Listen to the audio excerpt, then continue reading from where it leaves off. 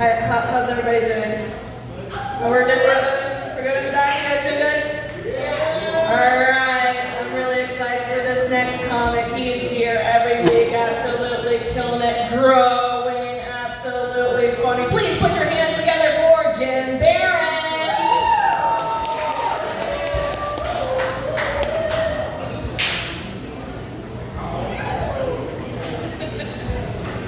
Hey guys, how's it going?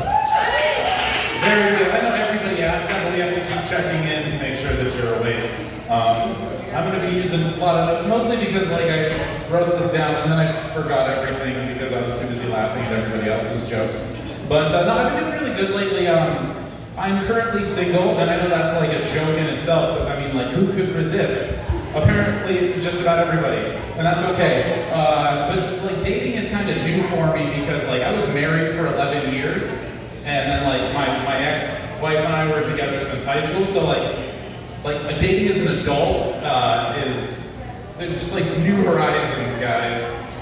So I got out there, and the first date I had was with somebody I met on Tinder. And it was actually surprisingly good because I'm used to things being awkward and bad, and this went good. We went out to dinner, and she was into social justice, so I really impressed her with my white male wokeness. She was very, very impressed. Enough so that we went back to her Airbnb because she just wasn't from around the area, or maybe she just didn't trust me. I don't know. It's not important. We went back to a house. And we watched a scary movie, and we did some kissing, and then she sucked on my toes, and it was fucking amazing, you guys. I don't know if you know this, but your toes are basically little penises attached to your feet. It was spectacular, and if any of you are man, that's really gross, try washing your fucking feet, because that sounds like a you problem, and you're pushing your insecurities off on me, and I don't appreciate it, because my feet are gorgeous. So the first date went surprisingly well, and now I have a foot thing. New horizons is all I'm saying, guys. The second date I went on with a different person, went much more like I expected them all to. I got a flat tire on the way there, and so that was just bad omens. And then when I met her, she wasn't what, I don't like to use the term catfish, but I don't think there's any other word that really fits in the situation. I was not very excited to continue this date. She was nice enough that she actually gave me a ride home, which is crazy because it was fucking 40 miles. It was not close. And I just want to let you guys know, if a stranger gives you a ride home, jokingly assuring them that you're not leading them somewhere to murder them, it has kind of the opposite effect. It kind of gives them the idea that that's exactly what you're trying to do, and you're just not trying to be very coy about it. But I got home safely. Neither of us murdered each other, which is good. And then I just never called her again because it just wasn't, I don't know, there wasn't a click. It wasn't a vibe. So I gave up on online dating pretty fucking quick. I was just this is not good. My anxiety cannot physically take this. Online dating is a lot like a really bad swap meet. Everyone's just overvaluing their fucking crap and refusing to settle for less. And it's you go and the guy's I know it's a McDonald's Batman Riddler glass from Batman Forever, and it's got chips in it, but I think it's worth at least 5 times what you're offering me for. It's not. It's not. None of us are. Just settle, everybody. Just settle. Not specifically for me, but that's okay. Sorry, where was I? Oh yeah, so no, I decided it's best to focus on myself, and try to be a better dad to my 5-year-old daughter. And now that I've mastered fatherhood completely and have nothing left to learn, I decided it was time to get back out there and try again. And it's going exactly the way I expected it to, which is not well. I don't know why I flip a page and just not leave it on the page that I needed. Well, that's just me being stupid.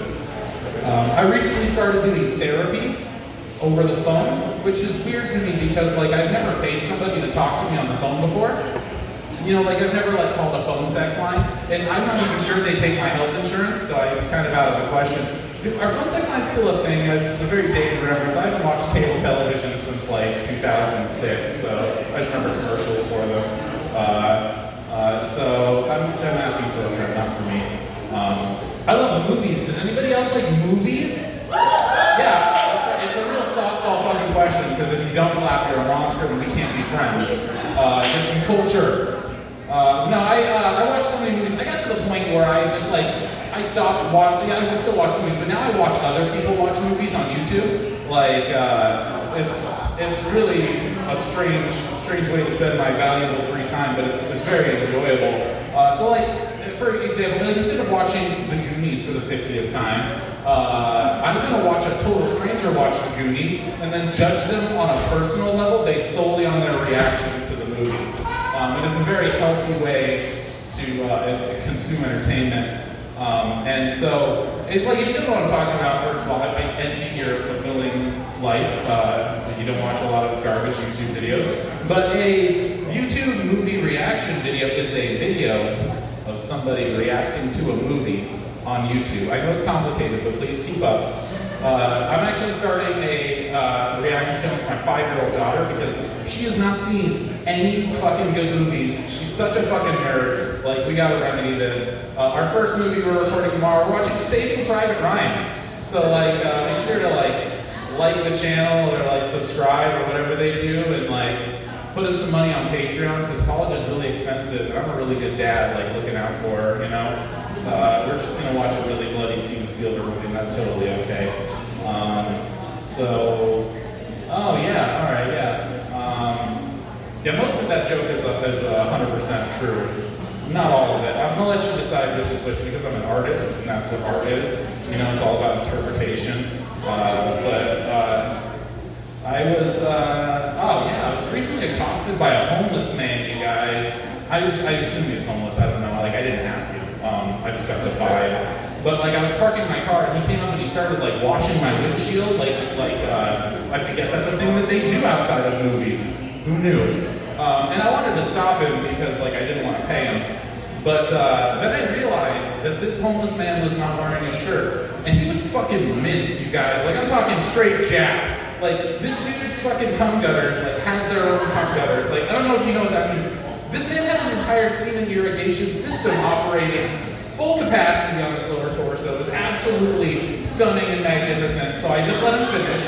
But then I panicked because like I didn't know what to do. I only had a $20 bill on me. And so I just gave it to him, you know. And then I sucked his dick. And I know you guys are probably thinking like, hey, buddy, like, that's too much. Like, he's a homeless man. Like, one of those two things would have been more than enough for him. Like, try not, like, don't break the bank.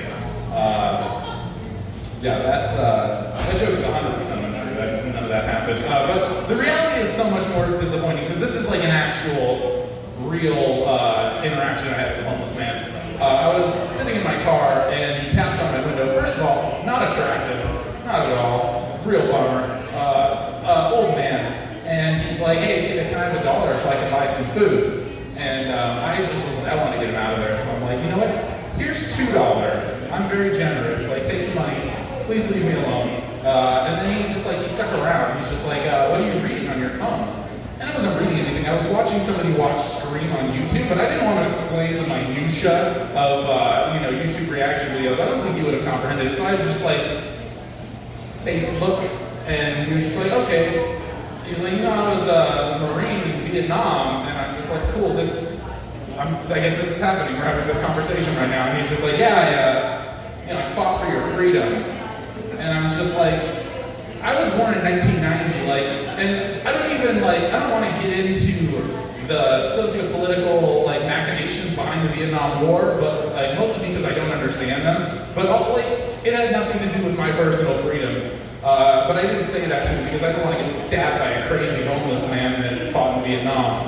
So I was just like, thank you for your service. And I guess that was the magic word that he was looking for, and so he finally left. And that's just not as enjoyable as picturing me filleting a sexy homeless man. That's why I don't like it as much. And that's all I got, guys. Thank you very much.